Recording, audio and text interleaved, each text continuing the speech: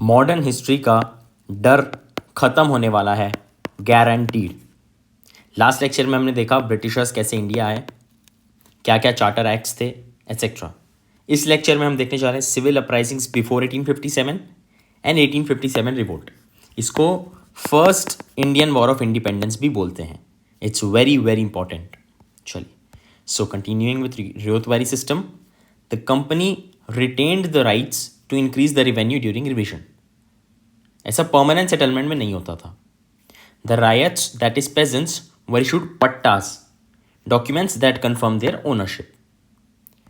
The rate of revenue was quite high, and in certain areas like Madras, it went up to 50% of standard production. 50%। Mahalwari system किसने launch किया? Holt Mackenzie and R M. Bird in 1822 in western UP, Agra region, and later to central India and Punjab. It covered 30% of British India. ठीक है। Under this settlement, several villages were clubbed together and were referred as महर। समझ में आ गया मेहरवारी system में महर का क्या मतलब होता है?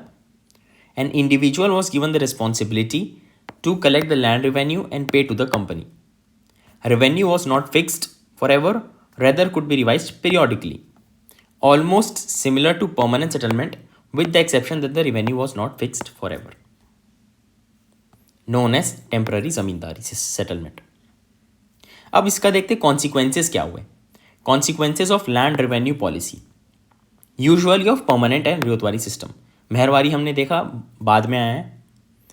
परमानेंट सेटलमेंट में जमींदार, इसको एब्सेंटी लैंडलॉर्डिज्म हो रहा था। One phenomena is absentee landlordism. इसका क्या मतलब होता है? एब्सेंटी लैंडलॉर्डिज्म, एब्सेंट, इसका क्या मतलब होता है? Property owner rents out their property but does not live it or does not live near it। समझ में आ रहा है? एक ज़मींदार अपने अंडर एक मैनेजर को बिठा के चले गया, प्रॉपर्टी मैनेजर, और वो देख रेख कर रहा है। अब मैनेजर क्या चाह रहा है कि मेरे को और पैसे मिले, तो वो पेजेंट से और पैसे वसूल रहा है। ज़मींदार को उतना ही मिल रहा है जितना पहले मिल रहा था, मैनेजर अपना कट बढ़ाते जा रहा है। मिडिल मैन को अथॉरिटी देकर चला गया। मिडिल मैन और एक्सटॉर्ट कर रहा है। समझ रहे हैं आप? ओनर क्या किया? प्रॉपर्टी मैनेजर लाया, एंड प्रॉपर्टी मैनेजर का काम है पेजेंट से पैसे निकलवाना। नाउ प्रॉपर्टी मैनेजर क्या कर रहा है? अपना कट बढ़ाते जा रहा है, एंड पेजेंट्स के ऊपर प्रेशर बढ़ते जा रहा है। रियोतवारी में rate was very high, so peasant mortgage, अपना जो लैंड है पट्टा, वो मनी लेंडर को मॉर्टगेज कर रहा है, and fail for debt trap. ठीक है, डेट ट्रैप का मतलब क्या होता है? देखिए, डेट ट्रैप में क्या होता है? Situation where you take out more loans to pay off previous loan। पुराना पैसा चुकाने के लिए आप नया पैसा और लोन में ले रहे हो, आप कमा नहीं पा रहे, you are not earning to pay, you are taking money to pay older loan. British land revenue policy were exploitative and made the life of peasants miserable, और खराब कर दिया जीवन। In the permanent settlement areas, actual zamindar after some years transferred right to revenue collection to some middleman and himself moved to the city for better and comfortable classes. Over the years this tendency increased and a number of middlemen came in between the actual zamindar and peasant. This gave rise to phenomena of absentee landlordism in history of Bengal. ठीक है? In the Riyotwari areas, as the rate of revenue was too high, whenever the peasant failed to pay the revenue, he had to mortgage the land. Once he did this, he was caught in the vicious cycle of debt trap। बहुत ही खतरनाक cycle जो कि बार बार चलती रहेगी, बार बार चलती रहेगी, and could never recover the land। Thus land passed from cultivators to non-cultivator community। मतलब किसानों से दूसरों के पास जमीन जाने लग गई। ठीक है। जजमानी सिस्टम क्या है? Caste interdependence, commercialization of Indian agriculture broke this। Self sufficient village economy, not required to buy from outside. मतलब पहले जो विलेज था ना, वो सेल्फ सफिशिएंट था। आज देख लो, हर चीज बाहर से आ रहा है। कल्टीवेटर से नॉन कल्टीवेटिंग कम्युनिटी के पास जमीन चले गया। Now commercialisation of Indian agriculture, this refers to change from cultivation of personal consumption to cultivation for market consumption. As the British preferred revenue in cash, peasants started producing such crops which could be sold in the market at higher price. Thus started production of cash crops like cotton, jute, indigo. ठीक है, cash crops का कैसे growth चालू हुआ ये लिखा हुआ है इसमें. This is known as commercialisation of Indian agriculture. As Indian revolution started in England, demand for such crops increased. ठीक है, जैसे इंडस्ट्रियल रेवोल्यूशन चालू हुआ, फैक्ट्रीज आना चालू हुई, मशीन्स बनना चालू हुई, सच क्रॉप्स यानी कि जो कैश क्रॉप्स की डिमांड बढ़ने लग गई. Therefore British government of India pursued such policies which led to extinction of the areas cultivating cash crops. नहीं, ये होना चाहिए विच लीड्स टू एक्सटेंशन होना चाहिए, extension. Okay, thus industrial revolution accelerated commercialisation of Indian agriculture. British merchant dictating terms of trade यानी कि दादागिरी कर रहे हैं. By 35% lesser than market price from peasant and farmers. ठीक है, ये एक रियल लाइफ सिनेरियो है. ठीक है, ताकि you know what was the real conditions at that time. The peasants had to depend on merchants to sell their produce, who further exploited them by paying less price for their crops. Moreover, the peasants were exposed to the inconsistent behavior of the market. क्या मतलब? पहले एक चीज़ रहता है market में, आपने सुना होगा अपने पिताजी से भी, किसी से भी, सीजन टाइम रहता है, एक ऑफ सीजन रहता है. वो उस टाइम मार्केट इनकन्सिस्टेंट था, तो merchants can not predict the market. British commercial policies phase 1, phase 2, phase 3. कब से कब तक? 1600 से 1800 कमर्शियल कैपिटलिज्म, 1800 से 1860 industrial capitalism, 1860 to 1947 finance capitalism. Okay, commercial industrial finance, I hope सबको ये चीज़ पता होगी. कैपिटलिज्म का मतलब क्या रहता है? देखिए, capitalism is an economic system where private individuals and organisations owns means of production and operate them from profit. मतलब फैक्ट्रीज हो गई या कुछ भी चीज़ हो गया, वो गवर्नमेंट की जगह प्राइवेट है ना, प्राइवेट लोग ओन कर रहे हैं, जिससे उनको बेनिफिट ही बेनिफिट हो रहा है. Phase 1 1600 to 1800 commercial. During this East India Company acted as trading corporation. It brought precious metals like gold, silver, bullions and exchange them with Indian goods. Despite facing tough competition from other European rivals, East India Company managed decent profit. मतलब बहुत competition होने के बाद भी उन्होंने पैसा बना लिया. After battle of Plassey and particular Buxar, EIC resorted to loot and plunder. ये डिटेल में बात हो चुकी लास्ट सेक्शन में. The wealth of Indian nawabs and rulers, it started imposing taxes on internal trade. Above all, it had received diwani rights, that is right to collect land revenue. Company had added new ways to augment its income. ठीक है, company had found new ways to augment its income. Augment मतलब और बढ़ाना है, और increase. It stopped bringing bullion and purchased Indian goods with Indian wealth. क्या मतलब? आपने 100 रुपये की चीज़, आप 100 रुपये की चीज़ खरीदे, ठीक है, आप ब्रिटिश जाके उसको 150 रुपये में बेच दिए. अगली बार आप 50 रुपये से चीज़ खरीद रहे हो, मतलब आप इंडियन मार्केट का पैसा इंडियन मार्केट में डाल रहे हो. जो 50 रुपये एक्स्ट्रा आया है ना, इसी से आप खरीद रहे हो चीज़ें. आपका 100 रुपये घर आ गया, अब रिस्क फ्री हो गया आप. East India Company started dictating terms of trade on Indian artisans. It began to fix the price of Indian goods and usually kept the price 35% lower. Am I clear? 35% lower than the market price. It already purchased raw cotton and sold it to the artisans at higher price. Thus, artisans faced double loss. एक तो खरीदार और एक तो बेचने के लिए. महंगा खरीद रहे हैं, सस्ता बेच रहे हैं. एक टाइमलाइन देखते हैं. 1760s से 1810, 50 साल. इंडस्ट्रियल रेवोल्यूशन, ठीक है, कॉटन ज़्यादा बिकने लग गया, मैन्युफैक्चर हो रहा है, कॉल्ड एज कैपिटलिस्ट्स. बट बेचेंगे कहाँ? British Parliament ended monopoly to dump English goods in Indian market. समझ में आ रहा है? चलिए, phase 2 1800 to 1860 industrial capitalism. The industrial revolution in Britain led to the rise of new class of manufacturers of capitalists. Under pressure from this class, company lost its monopoly by charter act of 1813. Very important और बहुत सारे exams में PYQ पूछा गया है. British government of India pursued following policies to promote interest of capitalist class. क्या policy उन्होंने अपनाया? Manipulating custom duties. The British goods while entering India paid nominal और no tariff, whereas Indian goods entering England were subjected to high custom duty. Moreover, government of England imposed fines on Indian goods to discourage their sale in England. समझ में आ रहा है? भारत से कुछ चीज़ बाहर जा रही है तो उस पर बहुत टैक्स लग रहा है, तो प्राइस हाई हो जा रही है, लोग खरीद नहीं रहे। और अगर बाहर से कुछ इंडिया आ रहा है तो सस्ते में बना रहे हैं, सस्ते में ला रहे हैं। Extension of areas cultivating cash crop, maximizing land revenue collection so that enough surplus wealth could be generated for the purchase of raw materials. Improvement in means of transport and communication. ठीक है? Creating a class of English educated Indians and developing a taste for Western goods. It is not a coincidence that Macaulay's Minute on Education 1835 come in this phase only. ठीक है? East India Company established Committee on Public Instruction.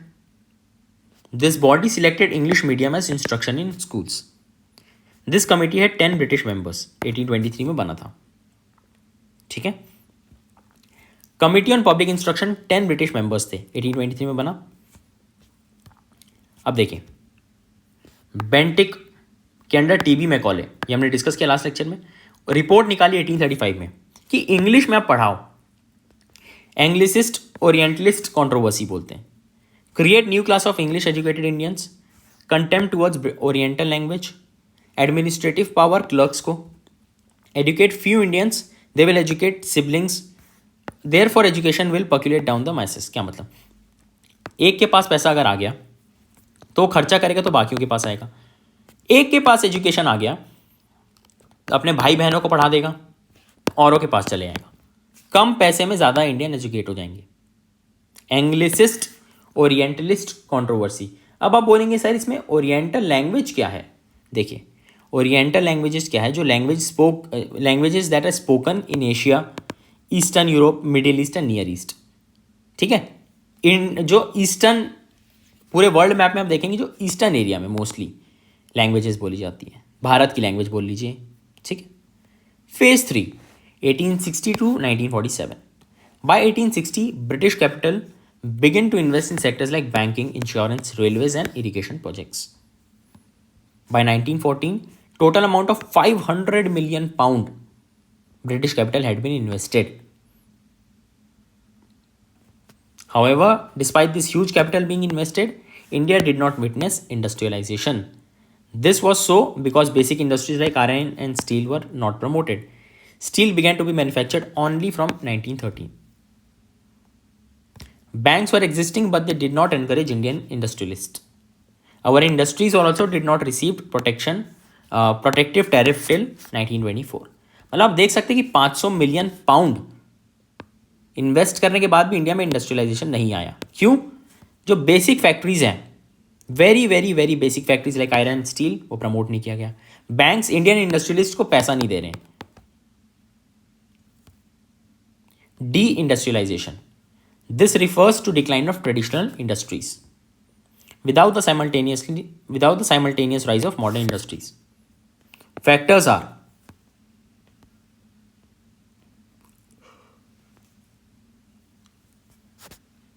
company pursued policy of conquest and annexation and deprived Indian rulers of their wealth and kingdom. These rulers had their separate karkhana, factories and employed some of the best craftsmen in them. है ना भाई, राजा तो अपने लिए सबसे best रखते थे, best of that state. As their wealth decline they could not maintain such कारखाना, क्राफ्ट्समैन बिकेम अनएम्प्लॉयड। ठीक है? हमने एनेक्सेशन की पॉलिसी, डॉक्ट्रिन ऑफ लाइफ, सब चीज़ कवर कर लिया है। As rulers loss their kingdom they reduce the number of soldiers. This also decrease the demand of equipments like daggers. Daggers मतलब ऐसे खंजर टाइप का बोल सकते हैं, swords. This phase the people to go unemployed. Railways in India also led to deindustrialization. In the planning, construction and management of Indian railways, British imperial interest was taken into consideration and Indian interest was neglected. Government of Dalhousie gave 5% assured return to British investors and capitalists. उस समय 5%, उस समय railway tracks were laid down, linking ports to nearby imperial region, which are also raw material producing centers. Moreover, railways had another benefit. In case of revolt, army could be deployed quickly. तो train लगाने का एक और था कि अगर कभी लड़ाई हुई तो एक जगह से दूसरी जगह आप आर्मी भेज सकते हो. Consequences of deindustrialization. Cumulative result was that it led to migration from urban centers to rural areas. हमने एक चीज ऊपर देखी थी कि एब्सेंटी लैंडलॉर्डिज्म में क्या हो रहा था.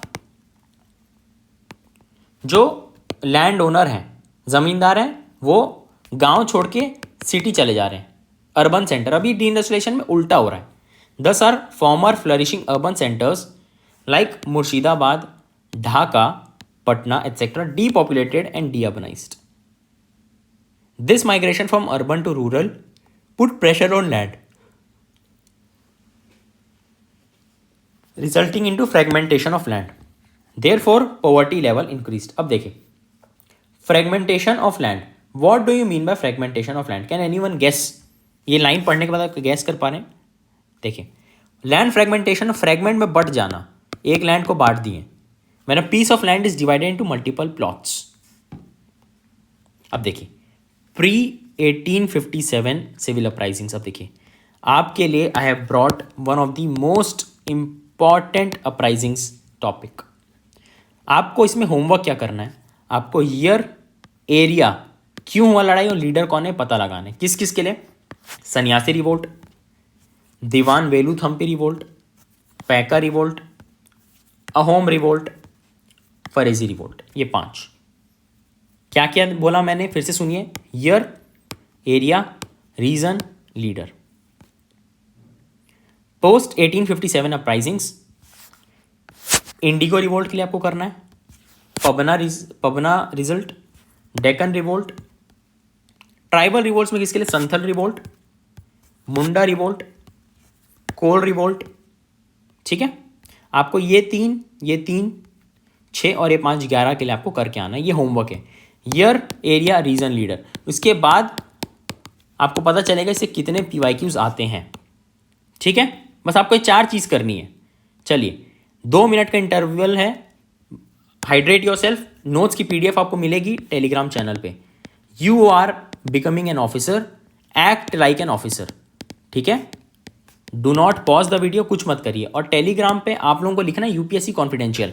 आप ऐसे सर्च करते UPSC कॉन्फिडेंशियल, पढ़े लिखे की जैसे एक्ट करिए, कोई गैप नहीं है, नो स्पेस. ठीक है, चलिए.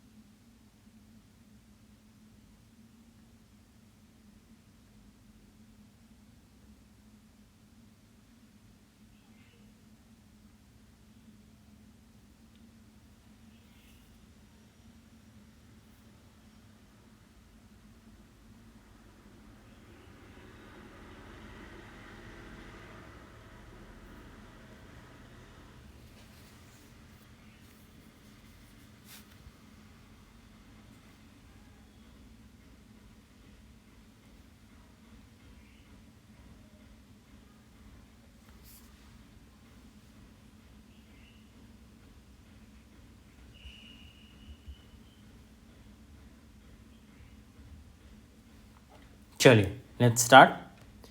Did you mark your attendance? First comment में मार्क योर अटेंडेंस या फ्यूचर ऑफिसर्स. यहां पे आपको जाके लिखना है present sir. I will read every comment. चलिए, 1857 का revolt. Economic as discussed earlier. Administration, बहुत करप्शन था, पॉवर्टी बहुत ज़्यादा थी, लैंड फ्रेगमेंटेशन हो रहा है, लोग अर्बन से रूरल एरिया आ रहे हैं, Legal provision introduced, poor can't understand. Discrimination, Indian hanging at lower rung of jobs. Craftsman, dancer lost jobs. Annexation policy by Dalhousie, annexed 11 kingdom. Social cause ruled by foreigners, तो एक अपनी जो feeling है ना कि हम भारत के ऊपर लोग राज कर रहे हैं, वो तो फीलिंग है. Religious, Britishers were Christian missionaries and their parliament was supporting in spreading the religious cause. Army, mercenary soldiers fought only for money. Early stage soldiers were given privileges, बाद में प्रिविलेजेस हट गया. General service establishment act 1856, bhatta removed. Have to go outcast, बहुत ज़्यादा ना ऐसे होता था कि फ्लक्चुएशन हो रहा है, कभी आपको इस रेजिमेंट में काम करना है, कभी आपको वहाँ करना है, कभी इंडिया के इस कोने में करना है, कभी उस कोने में करना है. 1857 revolt, exactly 100 years after battle of Plassey, a mighty and popular revolt took place in northern India and soon spread to eastern regions. Economic, British economic policy adversely affected the traditional structure of Indian villages, that is self-sufficient village economy. जो मैंने आपको पढ़ाया है ये revision के लिए. अब अगर आपको मेंस में लिखना होगा, so these are the topics, ठीक है, डिटेल में. चल, corruption, British administration was corrupt. This corruption was near to at lower level administration. Police, judiciary etcetera were corrupt to extreme. ठीक है. Policy of exclusion, British had excluded Indians from well paid superior jobs, अब उसको हटा दिया गया. Social, British remained perpetual foreigners, वही है ना, sense of racial superiority, whites, गोरे. Annexation policy reached its peak phase under Dalhousie, who did not follow any code of conduct. Doctrine of lapse, ठीक है. Religious activities of Christian missionaries had created fear among Indians that they would convert all Indians to Christianity. This fear had increased as Dalhousie enacted Religious Disabilities Act or Lexi Loci Act. The religious and social sentiments of several conservative Indians was hurt by humanitarian measures adopted by British government.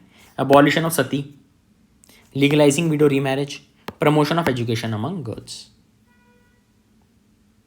Military.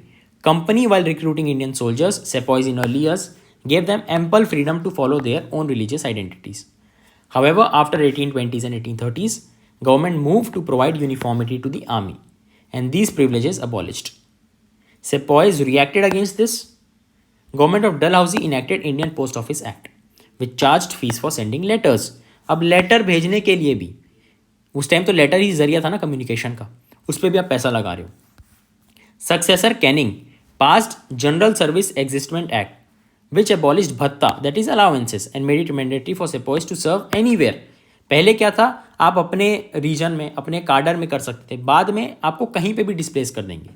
Immediate reason, generally 1857, old musket Brown Bess were replaced with Enfield rifle, which used greased bullets containing beef and pork, fats of cows and pigs.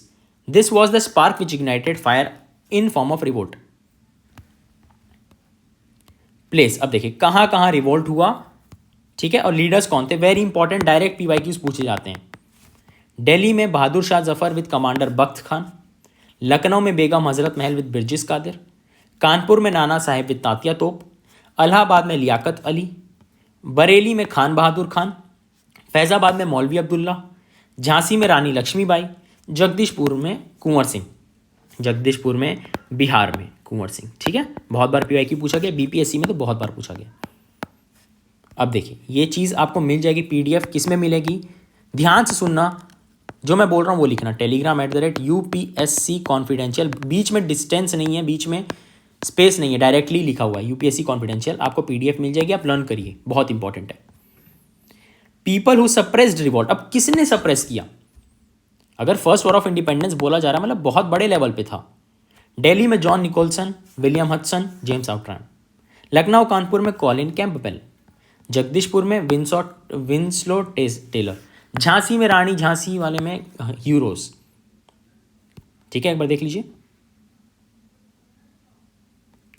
Weakness of revolt, revolt did not spread to South India and thus lacked all India character. Most of the rulers and big zamindars were scared of British strength, were scared, डरे हुए थे British की army, British की power, and refuse to join the revolt.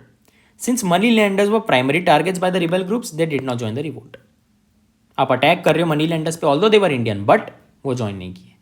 Middle class educated Indians kept themselves aloof from revolt. Aloof मतलब हाँ भाई हमको पता ही नहीं क्या चल रहा है. As they believe that revolt was led by conservative section of society. Britishers had sufficient resources both in terms of man and material. They had centralized bureaucratic setup which was determined to reclaim lost empire. On the other hand, rebels were nothing but peasants in uniform. Leaders of rebel did not lack in bravery, but lacked planning and coordination. ठीक है. British had access to advanced systems of transport and communication like railways, post and telegraph. On the other hand, rebels could not avail such services. Nature या character of revolt. Although the revolt began as sepoy mutiny. sepoy mutiny का मतलब, sepoy मतलब क्या हो, कोई बता सकते हैं? sepoy का मतलब क्या रहता है?